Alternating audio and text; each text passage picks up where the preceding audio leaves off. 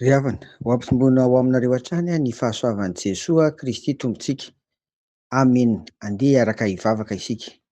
Ry Tompo Rainay any an-danitra ao, misaotra anao hatrany izay isa-maraina tahaka an'izao, satria hiainanay sy hivelomanay ary resy lahatra izay. Fa ny mbola antom-pisianay tahaka an'izao dia noho ny aminao Jesoa Kristy famindrapo sy fitiavanao. Koa dia derainay hatrany ianao, ankalazanay ary omenay voninahitra. Koa ny fiainanay rehetra ny hatramin'izao koa mandrakizay dia atolotra mba ho anjakanao amin'ny anaran'i Jesoa. Amen. Misaotra ny Tompo isika ry havana fa nomeny volana vaovao indray. Noho izany dia faly miarabanareo tratry ny volana Jolay. Efa misasaka sady ry havana ny taona. Tena mihazakazaka izy izany. Arak'izany, volana vaovao, koa dia loha hevitra vaovao indray ny iainantsika. Manao hoe olom-boantso ny mpino. Anio dia atomboka amin'ny famaritana tsotra ny amin'izany hoe antso izany ry havana no hanombohantsika azy.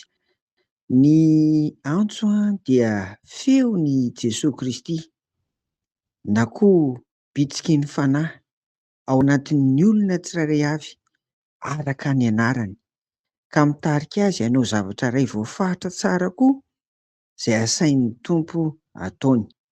Ato amin'ny Baiboly dia mazava tsara ny antso, tsy manjavozavo.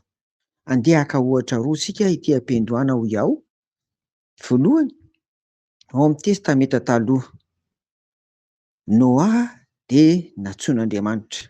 Andinika vakiantsika amin'ny anaran'i Jesoa ny Genesis 9:9 hoe koa manaova sambo fiara ho anao amin'ny hazo gôfera ary asianao efitrefitra ny sambo fiara ka hopetahanao didy ao anatiny sy eo ivelany izy. Amen.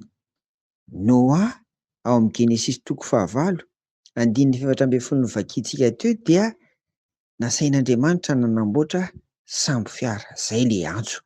Ary hoy izay teo hoe tena mazava izany satria rehefa tohizana io vaky teny io raha tsy mijanona eo amin'ny 9:7 fa manomboka eo amin'ny 10 sy manaraka dia atorony eo daholo ny pitsipitsiny hatramin'ny refiny, hatramin'ny hanaovana azy. Hoy izahay, atombokantsika amin'ny famaritana, ny antso ry havana dia mazava. Mazava miantefa amin'ny olona iray araka ny anarany hoy aho. Ny ohatra faharoa dia ndeha raisitsika ny testameta vaovao. Ny antso nataon'i Jesoa tamin'ny apôstôly, ohatra i Petera sy i Andre rahalahiny. Hitantsika izany ao amin'ny Marka 1:9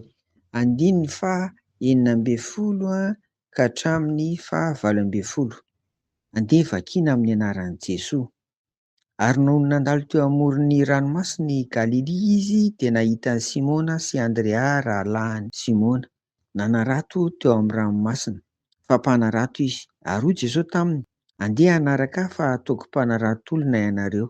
Dia nandao naharato niaraka amin'izay izy ka nanaraka azy. Amen. Mazava be hoe atao mpanarato-olona indray ireto mpanarato tsondro ireto.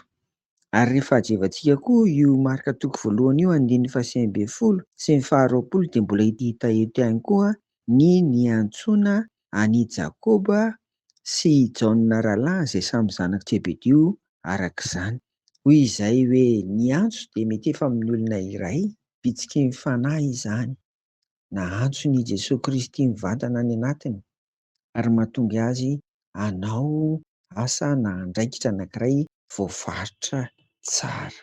Eny ary. Anio dia andeha mba ho dinihantsika ary hoe inona ny antson'ny Tompo mety efa manokana aminao tonga dia efa dinihantsika dieny izao izany. Amin'izao fahavelomanao izao, amin'ny maha-raim-pianakaviana ohatra izao izany, na amin'ny mahavady, na koa amin'ny andraikitra eo anivon'ny fiarahamonina sy ny manodidina, indrindra moa fa aty am-piangonana, ity ampiandohana izao lohahevitra izao dia saintsika sy eritreretintsika izany ry havana.